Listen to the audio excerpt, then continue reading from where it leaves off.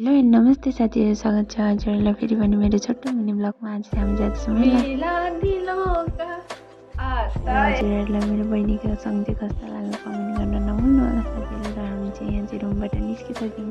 बहिनीहरूसँग यहाँ हाम्रो कुकुर चाहिँ पछि आउँदै थियो र यसलाई रुमतिर खेदाएर हामी चाहिँ लाग्यौँ मेलातिर। यहाँ बहिनी चाहिँ धेरै नै एक्साइटेड थियो, नाच्दै हिँडिरहेछ र हामी फाइनली पुग्यौँ मेलामा। धेरै नै रमाइलो थियो साथीहरू, हजुरहरू पनि आउन सक्नुहुन्छ। यो चाहिँ सत्यचापा गाउँमा लागिरहेको आनन्द मेला हो। यहाँ चाहिँ बहिनीहरूको फोटो खिच्ने कार्यक्रम सुरु भयो र हामीले चाहिँ टिकट लिएर जानुपर्ने हुन्छ रोटेपिङमा।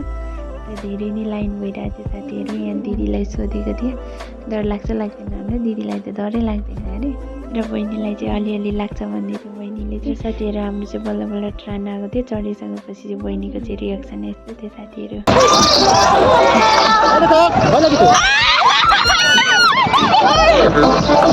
र हामी चाहिँ नामेर टेडीहरू हेर्न थाल्यौँ, धेरै नै राम्रो थियो साथीहरू। र यहाँ चाहिँ बहिनीहरूलाई धेरै दिन बादमा भेट भएको थियो, अनि यसरी एकदिन बात गऱ्यौँ र बहिनीहरूले भने के खान जाऊँ न भनेर। र हामीले चाहिँ यहाँ चाउमिन र रोल खान गयौँ, धेरै नै टेस्टी थियो साथीहरू। हजुरहरू आउनुभयो भने एकपल्ट ट्राई गर्नु होला। र हजुरहरूको आशाको साथमा आजको मेरो भिडियो चाहिँ यति नै छ साथीहरू, एन्ड बाई।